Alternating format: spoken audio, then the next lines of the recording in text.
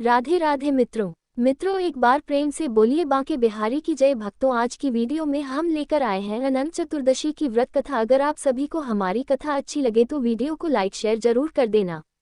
मित्रों, बहुत समय पहले की बात है। एक गांव में एक साहूकार और उसकी पत्नी रहती थी। साहूकार के एक बेटा और एक बहू थी।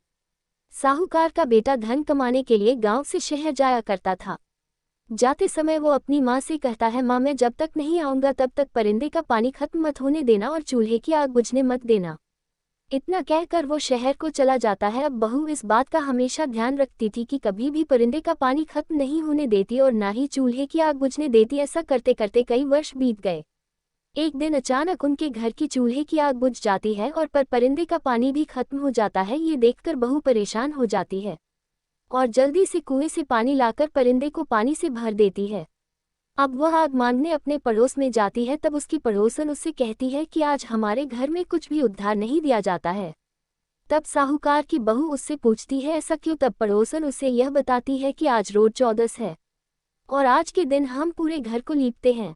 परिंदे का पानी गिराकर साफ पानी भरा जाता है और फिर अनाज पीसकर उससे रोट बनाते हैं और जिनकी पूजा करके कथा कहानी कहकर खाना खाया जाता है। ये सुनकर बहू सोचती है कि जब उसके चूल्हे की आग बुझ गई है तो वह भी इस व्रत को कर ले। वो वहां से आ जाती है और पूरे घर लिपती है, परिंदे को साफ करती है। ये सब देखकर साहूकार की पत्नी अपने बहू पर बहुत गुस्सा होती है और कहती है कि जब मेरे बेटे ने मना किया था फिर तूने चूल्हे की आग क्यों बुझा दी, परिंदे का पानी क्यों बदल दिया? बहू कोई जवाब नहीं देती और अपने काम में लगी रहती है और वो नहा धोकर अनाज पीसकर नई आग जलाकर रोटी बनाती है। उस रोट में वह दूध, सूद, धूप, चना, धना, दही सारी चीजें डालकर रोट बनाती है।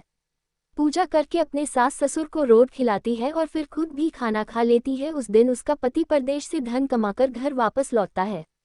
जैसे ही वह गांव के पास पहुंचता है तभी रास्ते में उसे एक सांप मिलता है और उससे कहता है, मैं तेरा काल हूँ, मैं तुझे धंसने आया हूँ। तब साहूकार का बोलता है, मैं कई वर्षों बाद अपने घर जा रहा हूँ, मेरा बूढ़े माँ बाप मेरा इंतजार कर रहे हैं, मुझे उनसे मिलने दो। तो फिर रात को तू मेरे घर आना, मैं अपनी पत्नी की चोटी पलंग से लटकाकर रखूंगा, तो उस पर चढ़ जाना और मुझे डांस लेना।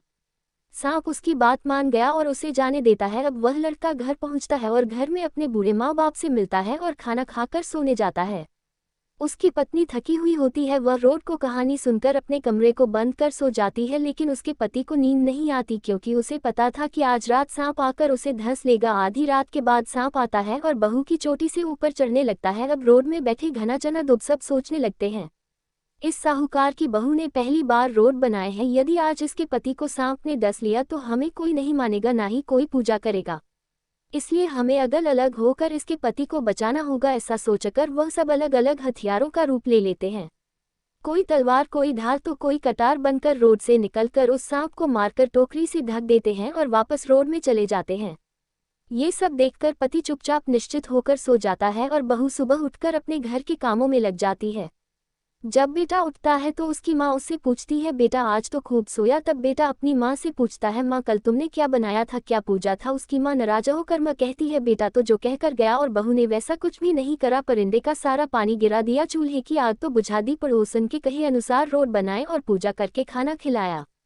तब वह लड़का अपनी माँ को रात की सारी बात बताता है कि माँ कल मेरा कॉल आया था और इसी रोड ने मेरी जान बचाई थी। बेटे की बात सुनने के बाद साहूकार की पत्नी ने अपने गांव के राजा से कहकर पूरे नगर में ढिंढोरा पिटवा दिया कि सब लोग अपने परिवार, अपने पति की सुरक्षा और समृद्धि के लिए अनंत चतुर्दशी के दिन अपने घर में रोट बनाएंगे और उनकी पूजा तथा कहानी कहेंगे। उसके बाद अनंत चतुर्दशी की पूजा के बाद 14 गांठ वाला अनंत सूत्र अपने गले या बाजू पर बांध जाएगा, तभी से उसे गांव में अनंत चतुर्दशी के दिन रोट बनाए जाते हैं और उनकी पूजा की जाती है।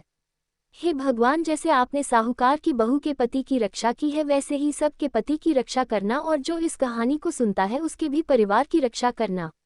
अगर दोस्तों आप सभी को ये कहानी अच्छी लगी हो तो एक बार अनंत चतुर्दशी की जय जरूर लिखें। धन्यवाद।